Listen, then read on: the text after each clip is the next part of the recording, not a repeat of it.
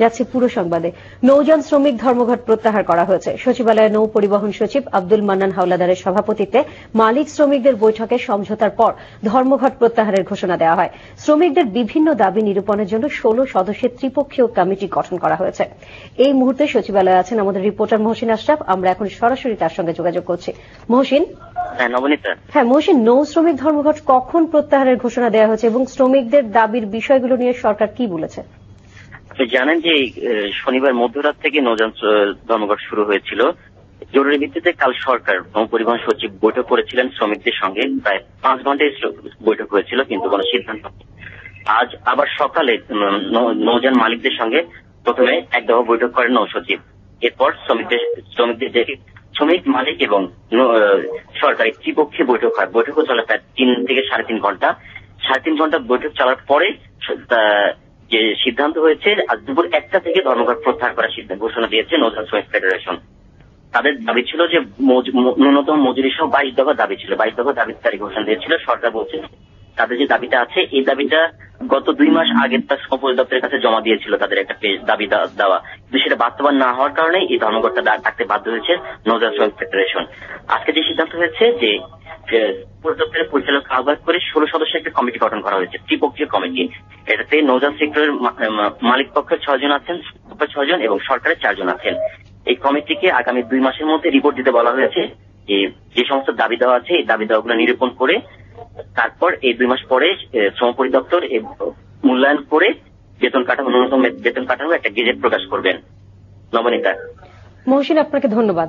ধন্যবাদ। নৌযান ধর্মঘটে চরম ভোগান্তিতে পড়ে হাজার হাজার যাত্রী। গন্তব্যে পৌঁছতে না পারায় অনেক যাত্রী রাত কাটিয়েছেন সদরঘাট লঞ্চ টার্মিনালে। মালামাল খালাস বন্ধ থাকায় অনেক ব্যবসায়ীরাও পড়েছেন বিপাকে। মুস্তাফা মল্লিকের রিপোর্ট। নৌ শ্রমিকদের নতুন বেতন স্কেল সহ 22 দফা দাবিতে নৌযান শ্রমিক ফেডারেশনের ডাকা ধর্মঘটে অচল হয়ে পড়ে নৌবন্দর, লঞ্চ টার্মিনাল, নৌপথে পণ্য আনা নেয়ার সব ধরনের কার্যক্রম। সারা দেশের বিশেষ করে দক্ষিণাঞ্চলের নৌ যোগাযোগ ব্যবস্থা স্থবির হয়ে পড়ে। সকালে সদরঘাট এলাকায় দফায় দফায় মিছিল করে ফেডারেশনের নেতাকর্মীরা।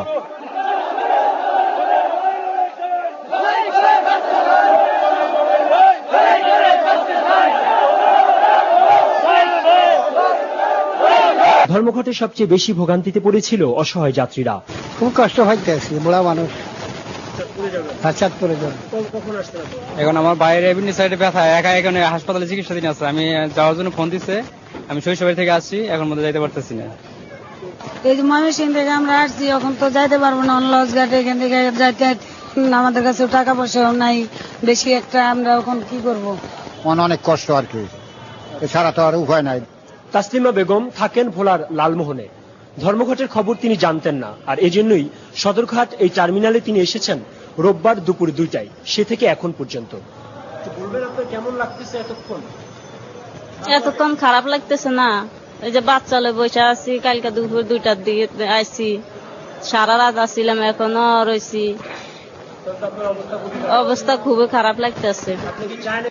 মালিকরা বলছেন এই ধর্মঘটের কারণে একদিকে তারা যেমন কোটি কোটি টাকা লোকসানের মুখে পড়েছেন, তেমনি বেশ কিছু পণ্যের দাম বৃদ্ধিরও ইঙ্গিত দিয়েছেন তারা।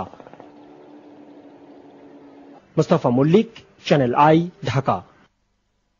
পুলিশের হাত ঘুরে উদ্ধার হওয়া অবৈধ অস্ত্র আবারও সন্ত্রাসীদের হাতে ফিরে যাওয়ার অভিযোগটি তদন্ত করবে স্বরাষ্ট্র মন্ত্রণালয়। প্রমাণিত হলে জড়িত